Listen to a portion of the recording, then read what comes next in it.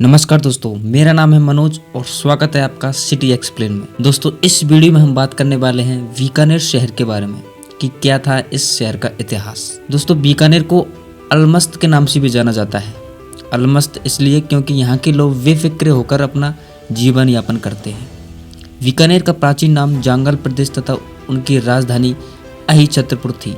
बीकानेर को ऊन का घर भी कहते हैं क्योंकि एशिया की सबसे बड़ी ऊन की मंडी बीकानेर में ही है। कहा जाता है वर्तमान में बीकानेर के नाम बहुत ही रोचक कहानियां हैं।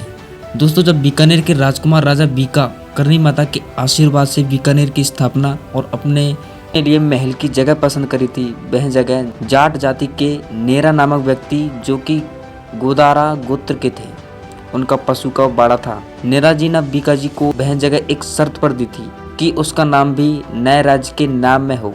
इस प्रकार बीका और नेरा से मिलकर बना बीकानेर। राठौड़ राजा राव बीका ने देशनौक में करनी माता की मूर्ति को प्रतिस्थापित किया था। इनके पुत्र राव लूणकरण, जिन्होंने 1504 से 1526 ईस्वी को राजपूताना के इतिहास में अपनी उदारता एवं दानशीलता के लिए याद किया जाता है। लूणकरण को कलयुग का कर्ण भी कहा जाता है। दोस्तों, इनके नाम पर बीकानेर की तहसील लूणकरणसर भी है। बीकानेर जिले की सीमाएं। बीकानेर जिले में उत्तर में श्रीगंगानगर है, दक्षिण में नागौर, जोधपुर, जैसलमेर की सीमाएं लगती हैं। पूर्व में चूरू और हनुमानगढ़ तथा पश्चिम में पाकिस्तान की सीमा लगती है। चलिए दोस्तों, अब बीकानेर के फेमस पर्यटन स्थलों के बारे में जानते हैं। जूनागढ़ का किला। जूनागढ़ किला एक बहुत ही खूबसूरत और शानदार संरचना है। बता दें कि इस किले के चारों तरफ बीकानेर शहर बसा हुआ है। पहले इस किले को बीकानेर किले के नाम से भी जाना जाता था, लेकिन फिर 20वीं शताब्दी में इस किले का नाम बदलकर जूनागढ़ रख दिया गया। जूनागढ़ का किला देखने में बेहद आकर्षक है, जो यहाँ आने वाले पर्यटकों को अपनी तरफ खींचता है। जूनागढ़ किले की नींव 1478 में राव बीका द्वारा रखी गई थी, लेकिन इस भव्य और खूबसूरत संरचना का निर्माण 17 फरवरी 1589 को राजा राय सिंह द्वारा किया गया था। जूनागढ़ किला 1078 यार्ड की लंबाई के साथ एक आयताकार संरचना है। यह 63,119 वर्ग यार्ड के क्षेत्र में फैला हुआ है। पहले इस किले का निर्माण बीका राव द्वारा बनाए गए पुराने पत्थर के किले की सुरक्षा के लिए करवाया गया था, लेकिन अब यह अस्तित्वहीन है। जूनागढ़ किला अपनी शानदार बाहरी डिजाइन के साथ कई महलों को घेरता है, जिसकी बालकनियों, फाटकों और अन्य संरचनाओं को उन शासकों ने प्रभावित किया है जिन्होंने इस पर राज किया था। जूनागढ़ किले के अंदर कई महल है जिनकी अपनी अलग अलग खासियत है। महल की नक्काशीदार दीवारें, चित्र, इस्तेमाल किए गए संगमरमर के पत्थर और लाल पत्थर इस किले की भव्यता को बढ़ाते हैं। जूनागढ़ किले के अंदर कुछ मुख्य महल है जिनके नाम अनूप महल, करण महल, गंगा महल, बादल महल और फूल महल है। अब बात कर दोस्तों करनी माता का मंदिर। यह काफी प्राचीनतम हिंदू देवी मंदिर है। वर्तमान बीकानेर जिले के 30 किलोमीटर दक्षिण में करनी माँ चूहों वाली देवी का मुख्य मंदिर देशनौक नामक स्थान पर स्थित है। यहाँ तकरीबन 20,000 काले चूहे मंदिर के इर्द गिर्द घूमते रहते हैं। राठौरों की कुलदेवी की कृपा से ही जोधपुर में बीकानेर शहर की स्थापना मानी जाती है। कथा के अनुसार माना जाता है जगत जननी जगदम्बा का अवतार करनी जी वर्तमान देशनौक मंदिर के स्थान पर एक गुफा में पूजा किया करती थी। आज भी इस मंदिर में यह गुफा विद्यमान है। इसके अतिरिक्त दी गई किवाड़, सोने की छत्र और चूहों, जिनको कावा भी कहते हैं, कि प्रसाद के लिए यह रखी चांदी की बड़ी परात व मंदिर के प्रवेश द्वार की कलाकारी भी आगंतुक का मन मोह लेती है। इस मंदिर में प्रभात 5 बजे और सायं 7 बजे मुख्य आरती की जाती है।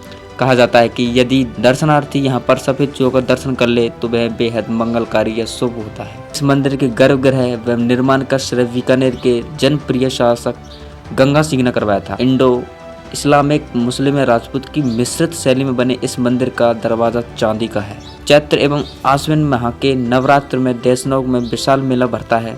संवत 1595 की चैत्र शुक्ल 14 को इस मंदिर में करनी जी की पूजा होती आ रही है। असंख्य चूहों की रक्षा के लिए एक महीन जाली भी बनाई गई है ताकि कोई शिकारी जानवर इनकी हत्या न कर सके। मंदिर में दर्शन करने वाले भक्त भी सावधानी से पैर सरकाते हुए आगे बढ़ते हैं। मान्यता है कि किसी चूहे की कुचल जाने की स्थिति में उनके स्थान पर चांदी का निर्मित चूहा रखा जाता है। करनी माँ के दर्शन करने का सबसे शुभ समय नवरात्रा में माना जाता है। यहाँ सड़क परिवहन के जरिए भी आसानी से पहुंचा जा सकता है। देशनौक बीकानेर जोधपुर राजमार्ग पर स्थित होने के कारण यहाँ से साधन आसानी से मिल जाते हैं। मंदिर संस्था द्वारा पर्यटकों की विशेष सुविधा हेतु यहाँ धर्मशाला भी बनाई गई हैं। लालगढ़ पैलेस।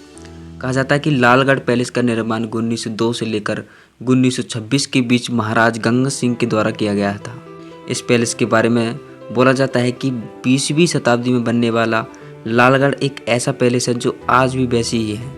इस महल के बारे में ये भी कहा जाता है कि जूनागढ़ किले के तर्ज पर लालगढ़ महल को बनवाया गया था। कई इतिहासकार ये भी बोलते हैं कि महाराज गंगा सिंह ने अपने पिता महाराज लाल सिंह की स्मृति में इस महल को बनवाया था। इस महल में एक भव्य पुस्तकालय भी है। कहा जाता है कि इस महल में आज भी सोने, चांदी और तांबे की सामानों पर संस्कृत भाषा में कुछ लिखे गए हैं। सैलानियां देख सकते हैं। इस पुस्तकालय में हड़प्पा सभ्यता और गुप्त काल की कई कलाकृतियों को रखा गया है, जैसे बीकानेर ऊंट मेले में होने वाले कार्यक्रम। इस मेले में कई तरह के कार्यक्रम आयोजित किए जाते हैं। कार्यक्रम के दौरान अग्नि नृत्य भी प्रस्तुत किया जाता है।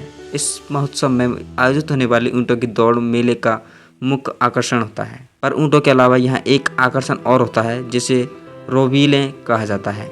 यह वो लोग होते हैं जो सजे धजे ऊँटों पर बैठकर ऊँट दौड़ में ऊँटों को हाँकते हैं। यहाँ कई विदेशी सैलानी राजस्थानी पोशाक पहनकर यहाँ के लोकगीतों पर नृत्य करते हैं। सुदूर गांवों में रहने वाले लोग अपने अपने ऊँटों को लेकर इस महोत्सव में आते हैं। इस परंपरा को सदियों से निभाया जा रहा है।